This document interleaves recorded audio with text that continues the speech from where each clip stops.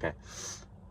What's up, guys? So I just wanted to jump on here and share a quick story about something I learned in church today, which obviously I'd read in the Bible before, but there was a key part that really struck me and honestly made me love Jesus even more than I already do. So I wanted to come on here and share that. And that was the story of when Jesus is in the Garden of Gethsemane, and he falls to his knees in anguish because he knows what's coming. He knows that he's going to be seized and taken in. And in this scene, he is in the garden, and he's in so much distress. He falls to his knees in just distress, pure anguish. And it depends on what translation that you have, but it says, paraphrasing that, he says, my soul is troubled to the point of death. I'm in so much distress right now that I could die. And I'm sure there's moments where we've all felt like that as well, where it feels like, the anguish, the distress that we're experiencing is so intense that at times it's like we would rather not exist than to bear the weight of that. But one of the beautiful key teachings in this passage is it says that Jesus became distressed. And in church it was shared that that word became, in the original Greek, actually entails a conscious, willing choice. So it wasn't that Jesus was overcome by distress, but rather that he made the personal, conscious decision to, in modern therapy speak, feel his feelings. He went into that distress that he was feeling and allowed it to come up, to bubble up. And he was in so much anguish that it says in that verse that he was sweating blood from his pores. One of the beautiful things about this verse in particular that I'd overlooked, that was shared in church today, which I just found so powerful and made me just love Jesus so much more than I even already did, was the fact that he wasn't alone in this moment. It says that, so he was with his 12 disciples, and out of those 12, he has a core few that were his favorite, so to speak. I forget which ones they were specifically, but I know it was definitely Peter and John. The other one might have been James, but I'm not 100% sure on that. But it actually says that Jesus brought his 3 best buddies to come be with him in that moment. He didn't just go off by himself to be distressed.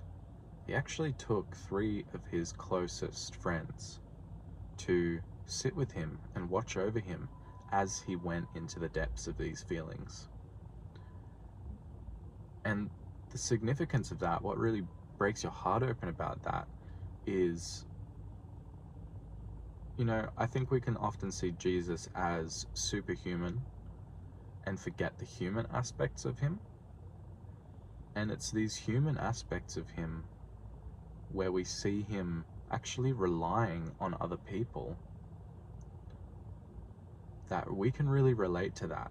Because here's the thing, if Jesus had to bring his 3 closest friends with him to be with him during, just to bear the weight of the cross, because remember, he knew it was coming. How much more do we need people to be with us in our own moments of anguish and our own moments of weakness? And Jesus is there and he's so distressed and is crying out to the Father, like, please take this cup from me.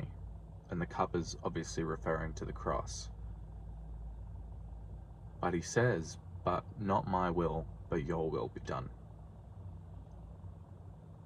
And so it's showing his deep obedience despite the level of distress that is in.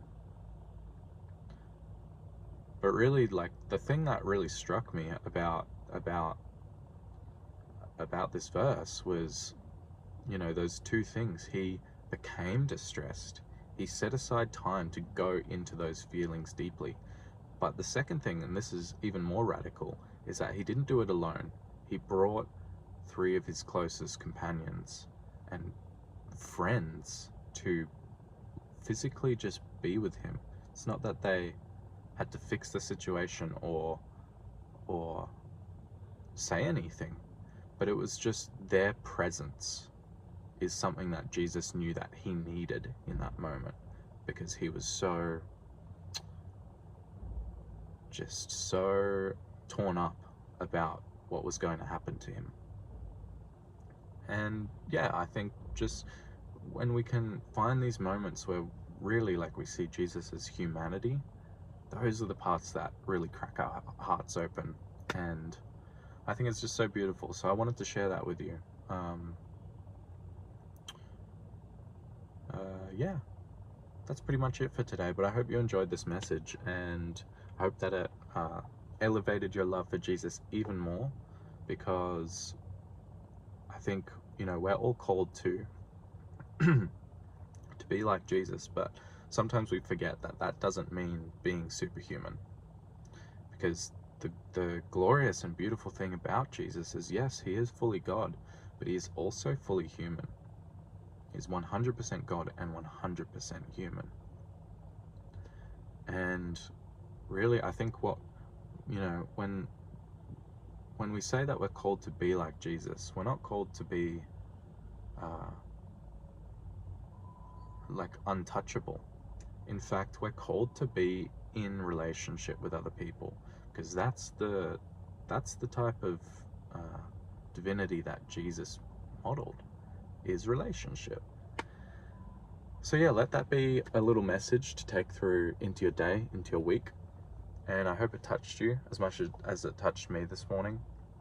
And if it did, drop a like, let me know what you thought, and I'll see you on the next video.